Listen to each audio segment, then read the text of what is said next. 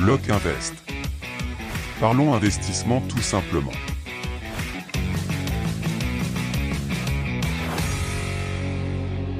Salut et bienvenue sur ce nouveau podcast de Lock Invest. Moi c'est Thomas, je suis investisseur immobilier depuis 2013 et ancien militaire. Après plusieurs années à développer mon patrimoine, je vis aujourd'hui entièrement de mes investissements qui sont principalement issus de l'immobilier. Dans ce podcast, je partage tout simplement ce que j'aurais aimé apprendre quand j'ai commencé, comment investir, obtenir des financements tout en étant au chômage, éviter les pièges qui m'ont conduit à une faillite personnelle totale et construire des revenus sur le long terme. Tu trouveras ici mes analyses, mon expérience et mon regard sur l'actualité immobilière. Alors installe-toi confortablement et bienvenue dans l'aventure Lock Invest.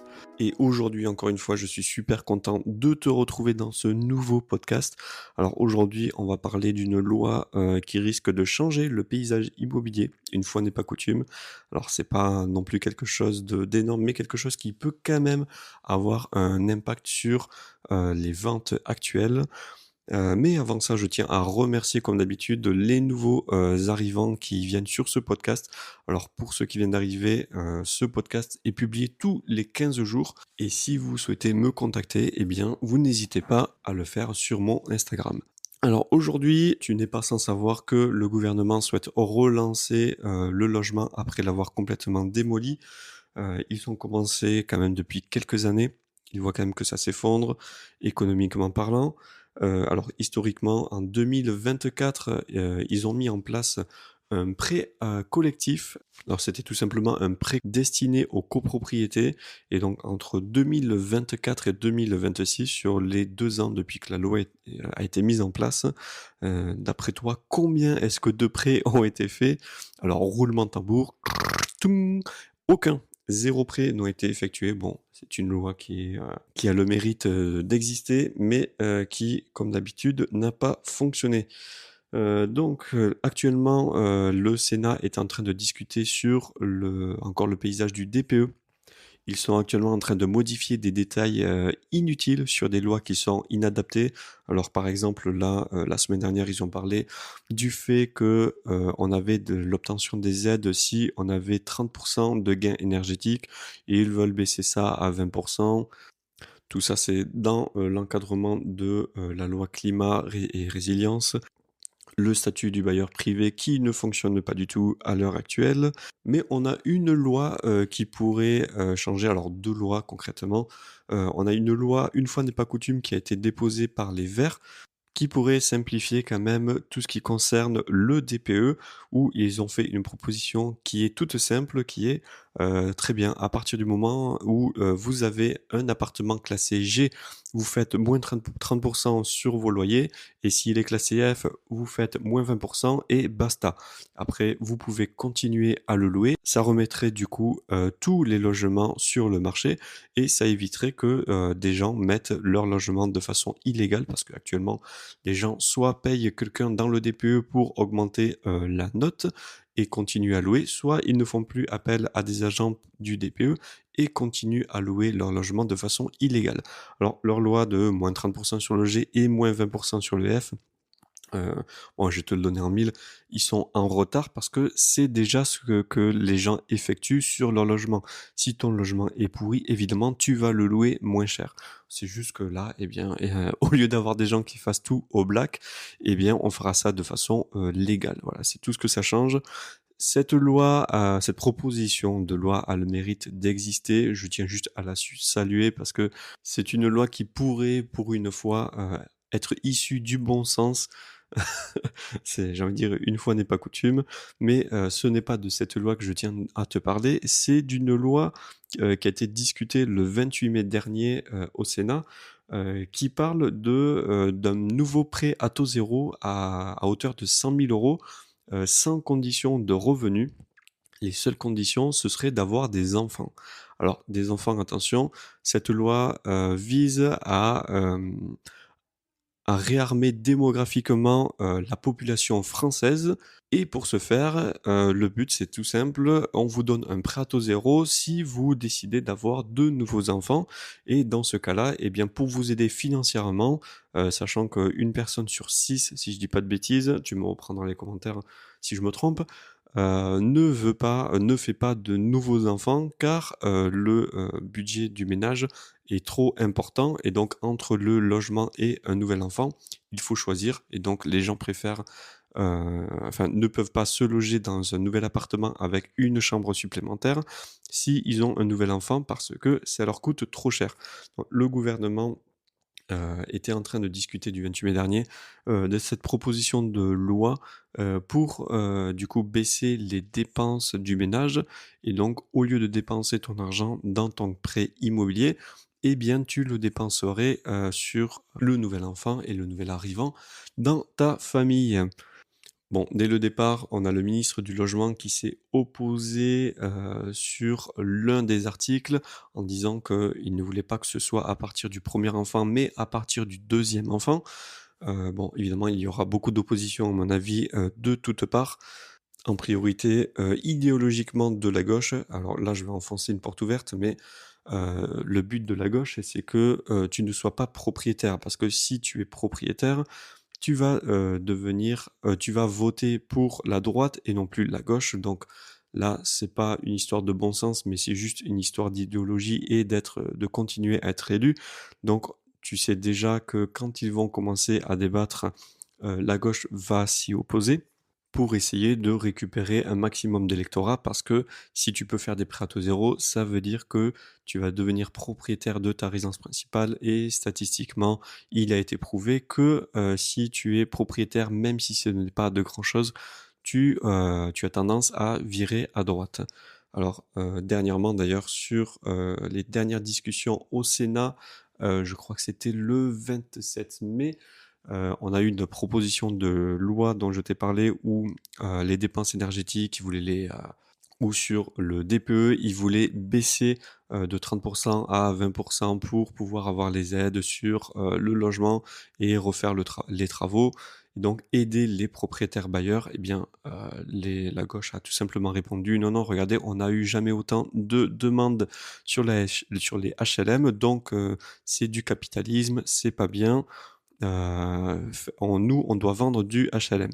Alors que le HLM vient justement des lois socialistes qui sont en train de mettre en place. Ça rend les gens pauvres et vu que ça rend les gens pauvres, eh bien, il y a plus de demandes pour les HLM donc CQFD, on te parle des conséquences mais on ne te parle pas de la cause. Mais pour revenir sur notre prêt à 100 000 €, actuellement, il faut savoir aussi que ça pourrait débloquer quand même tous les gens qui sont piégés avec un prêt avec un taux de 1 ce qui pourrait quand même relancer un petit peu l'immobilier. Le prêt à taux zéro, historiquement, a beaucoup aidé. Alors actuellement, les prêts à taux zéro qui ont été mis en place, il fallait quand même des conditions de revenus. Il ne fallait pas être propriétaire de sa résidence principale, précédemment.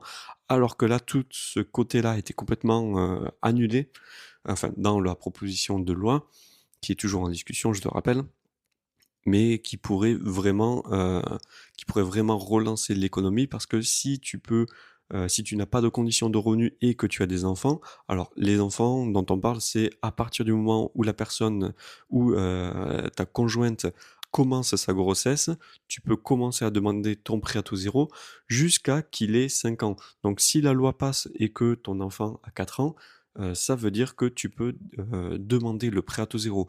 Donc si actuellement tu as un enfant qui a 1 ou 2 ans, eh bien tu pourras quand même demander ton prêt à taux zéro si la loi passe que à partir de l'année prochaine. Et à partir du moment où ton enfant a 5 ans et un jour, là tu ne seras plus éligible au prêt à taux zéro. Alors économiquement, le bon côté c'est que ça relancerait grandement l'immobilier.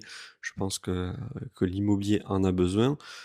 En revanche, le petit souci, c'est que ça augmentera le déficit, français parce que même si c'est un prêt à taux zéro, il y aura quand même, des couacs à mon avis, ça arrivera toujours. Mais même, au-delà de tout ça, le fait de faire un prêt à taux zéro, il y aura quand même un manque à gagner étatiquement parce qu'ils ont estimé que ça devrait les faire perdre environ 100 millions à 200 millions par année euh, sur notre cher et tendre État. Le petit souci, c'est que quand tu as une nouvelle loi, eh bien pour que tout le monde soit content, ils sont obligés de justifier ça par une nouvelle taxe. Alors la nouvelle taxe qu'ils ont prévue serait sur le tabac. Alors si tu es non-fumeur, tu t'en fous un peu, mais la conclusion de tout ça, c'est que tu auras une nouvelle taxe qui va naître, et la nouvelle taxe, même si le prêt à taux zéro ne restera pas sur la longue durée, il va quand même falloir s'attendre à ce que la taxe, elle, reste. Donc voilà, il y a du bon, il y a du mauvais, relancement de l'immobilier. Alors est-ce que ça pourrait vraiment aider tout le monde? Je ne sais pas.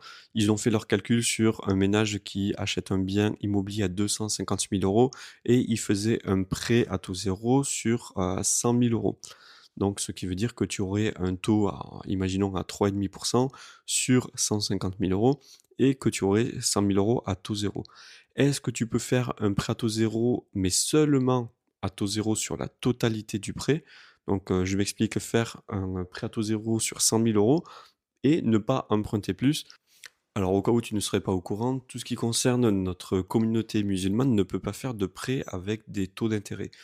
Donc si ils peuvent faire des prêts à 100 000 euros sans intérêt, sans être obligés d'emprunter plus avec la banque, il y a moyen qu'ils puissent emprunter. Mais à mon avis, si c'est structuré comme les anciens prêts à taux zéro, je pense qu'ils pourront oublier cette loi parce que la banque ne sera pas contente d'avoir un client qui ne lui rapporte absolument rien du tout. Donc voilà, je jette une bouteille à la mer. On ne sait toujours pas comment est-ce que sera structuré le prêt à taux zéro, comment est-ce que les banques vont réagir par rapport à ça. Seul l'avenir nous le dira. Mais en attendant, eh bien maintenant tu es au courant qu'il y a un nouveau prêt à taux zéro jusqu'à 100 000 euros, rien qu'avec un enfant, peut-être deux, on ne sait pas encore, on verra comment ça va se tourner, qui pourrait relancer l'économie. Donc ça peut être intéressant pour toi si tu as déjà un enfant ou que tu as un projet d'avoir un enfant. Et c'est intéressant aussi si tu as des projets d'achat-revente dans le futur pour des futures résidences principales, donc appartements ou maisons, parce que tu sais que tu risques d'avoir de nouveaux clients qui puissent acheter avec des prêts plus intéressants, donc qui peuvent faire des prêts avec des montants plus élevés. Donc voilà pour ce qui est de l'actualité. Alors avant de passer aux questions, parlons aussi des déclarations de tes locataires. Alors tu n'es pas sans savoir que depuis qu'il n'y a plus la taxe d'habitation, nous avons l'obligation de déclarer tous les locataires dans nos logements.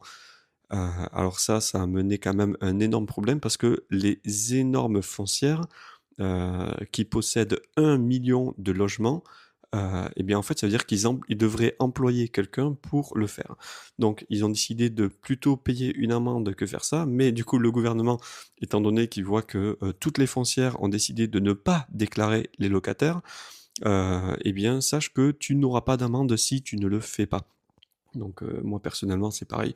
Cette année j'ai commencé à le faire et je ne l'ai même pas terminé.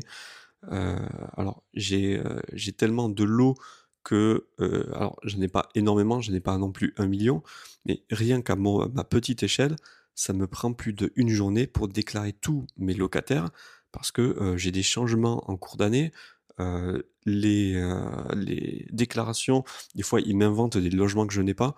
Ensuite ils me font des mètres carrés que je ne possède pas, d'autres ils me les divisent en 3. J'ai un locataire par exemple qui est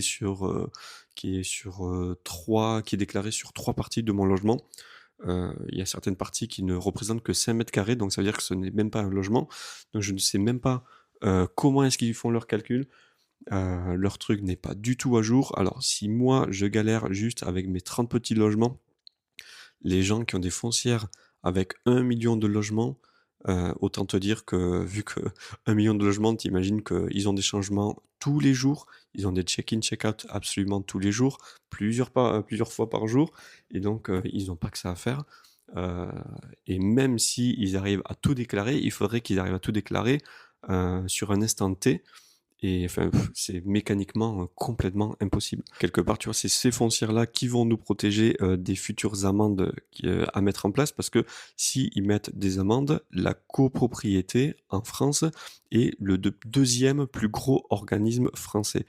Donc ça veut dire qu'après l'État, en numéro 2, tu as les copropriétés françaises. Et tout ça, ça forme un énorme consortium qui, quelque part, nous protège, parce que jamais ils ne laisseront passer le fait de donner des amendes à des Français parce qu'ils n'ont pas déclaré, alors que c'est juste une question de bon sens. C'est complètement impossible de donner des amendes alors qu'ils ils nous ont fait une loi qui est complètement inapplicable.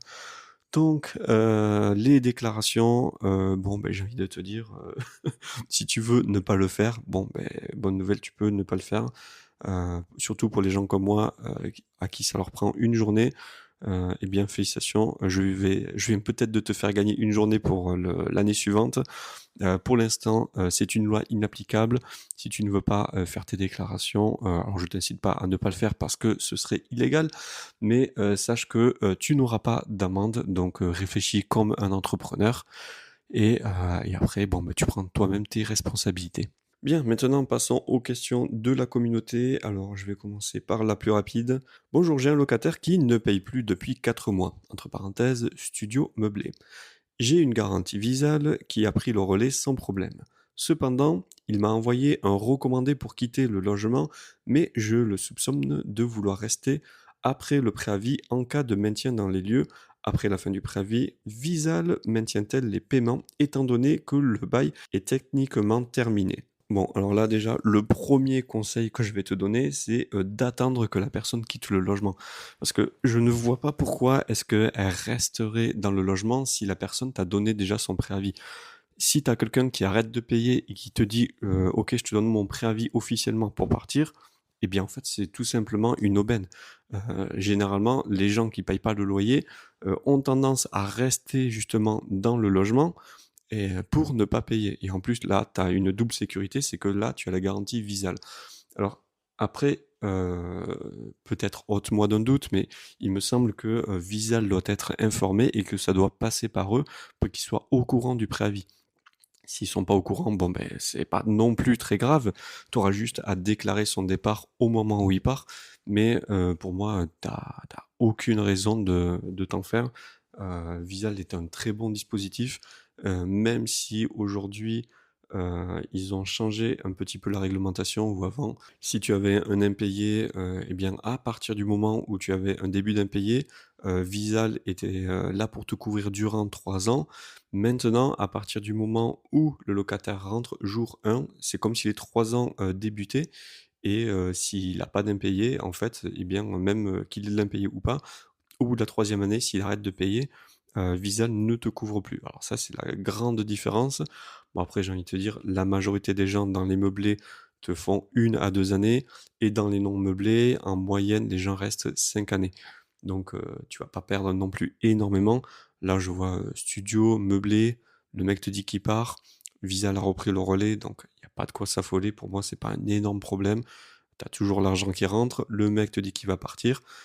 Surtout garde la communication avec ton locataire. Tu lui dis, «Très bien, j'ai pris conscience que vous allez partir, Visal a pris le relais.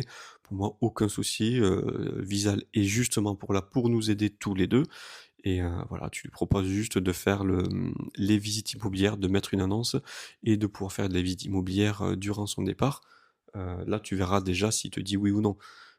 S'il commence à te dire, «Non, non, faites pas les visites», bon là, ça va commencer à puer, mais je vois pas pourquoi, enfin, qu'est-ce qui te ferait dire que, le mec veut rester dans le logement?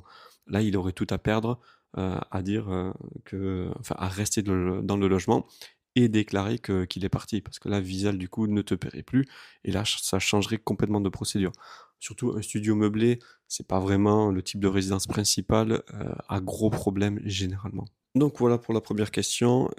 Ensuite, deuxième question. Alors, la question d'un débutant, je vais pas donner de nom parce que je ne sais pas si les personnes veulent rester anonymes ou pas. Donc voici la question. Est-ce intéressant d'investir dans un studio cette année? Quels sont les taux actuels? Je suis novice en investissement locatif. J'aimerais faire l'achat d'un studio à 70 000 € sur Brest, facilement louable à un étudiant et s'autofinancer. Je suis propriétaire de mon appartement. Je vous remercie par avance. Alors premièrement, tu nous parles d'investir dans un studio. Je te conseillerais plutôt le T2 parce que le studio, premièrement, tu auras beaucoup plus de turnover. Et deux, le T2, tu t'adresses à un marché beaucoup plus large. Tu t'adresserais aussi bien aux étudiants que aux jeunes actifs ou alors aux couples sans enfants. Donc, je te conseillerais plutôt déjà un T2, même si tu as un budget assez serré. Aujourd'hui, on est sur un marché d'acheteurs. Là, tu me parles des taux actuels. Alors, moi, j'ai toujours pour coutume de dire que les taux, on s'en fout. Mais si tu es complètement débutant et que tu veux faire qu'un seul achat, évidemment, ça vaut le coup pour toi de le négocier et de faire en sorte à ce que ton projet s'autofinance. Concernant les taux, donc ils vont continuer d'augmenter. On a vu que depuis la guerre au Moyen-Orient, sur l'énergie, tout ce qui est en train de nous arriver, et le fait que la France soit mal notée, ça va continuer d'augmenter et ça ne va pas s'arrêter. Donc évidemment, il vaut mieux que tu fasses ton prêt assez rapidement, mais regarde bien les annonces qui sont en ligne. Toutes les annonces que tu vois actuellement, ce n'est pas le prix du marché. Le prix du marché, tu vas sur DVF, tu vas regarder à combien se vendent les logements actuellement et tu verras que tu as une décote en moyenne de 30%. Donc le bien que tu vois à 70 000 € ton studio, va plutôt chercher un T2 que tu vas peut-être avoir dans les mêmes prix. Je sais que Brest est un très bon marché étudiant. J'ai un ami investisseur qui a investi là-bas, qui fonctionne extrêmement bien. Donc je te conseillerais plutôt de trouver un T2 et d'essayer de le négocier pratiquement au prix d'un studio. Je pense que la partie pour toi la plus difficile, à mon avis, ce sera la négociation. Mais en ce moment, vu que tu es sur un marché d'acheteurs, tu as pratiquement aucun acheteur. Donc ça veut dire que tous les vendeurs, ils n'auront pratiquement aucune offre. Donc autant y aller, maximise les visites, trouve des points de négociation et donne des prix vraiment à la casse. Parce que si tu sais que la banque te suit, parce que tout ce que tu as comme crédit, c'est ta résidence principale, ça veut dire que les banques vont pouvoir continuer à te suivre pour un premier investissement. Et s'il faut, fais de la love money, fais ce que tu veux, mais en priorité, essaye de négocier au maximum les biens immobiliers, parce que là, c'est vraiment le moment de négocier. Surtout si tu as un feu vert bancaire, tu peux avoir le T2 au prix d'un studio. Donc j'ai envie de dire, en priorité, vise ce type de marché. Après, si tu commences à prendre le virus dans l'immobilier, je ne te conseille pas, de négocier les taux. Alors, sachant que les banques en ce moment, les taux, ça les titille un peu parce qu'elles perdent de l'argent. Au lieu de négocier le taux, si tu comptes racheter derrière, je te conseillerais plutôt de négocier les frais de remboursement anticipés pour le moment où tu vendras ton bien immobilier. Au moins, ça te sort ça et la banque, elle ne le voit pas. Et d'un autre côté, tu peux aussi négocier un petit report de prêt qui te permettra de récupérer ton apport initial. Comme ça, tu pourras mettre plus d'apport dans le projet dès le départ et tu fais un report de prêt, imaginons d'une année, et tu encaisses les loyers durant une année. Ça va au moins te rembourser les frais notariés.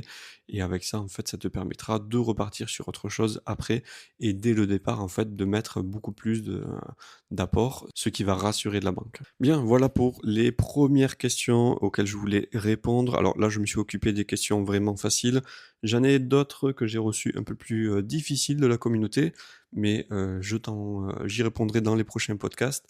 En attendant, merci de m'avoir suivi jusqu'ici. N'hésite pas à m'envoyer des messages si toi aussi tu as des questions particulières.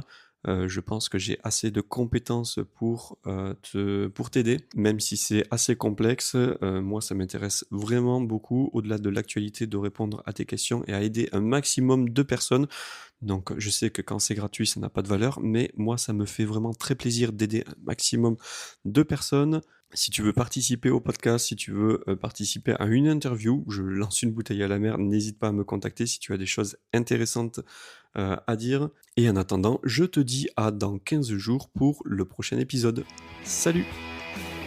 Merci d'avoir écouté ce podcast. Si cela vous a plu, n'hésitez pas à le partager. Pour participer au podcast, envoyez vos questions sur Instagram, à LocInvest.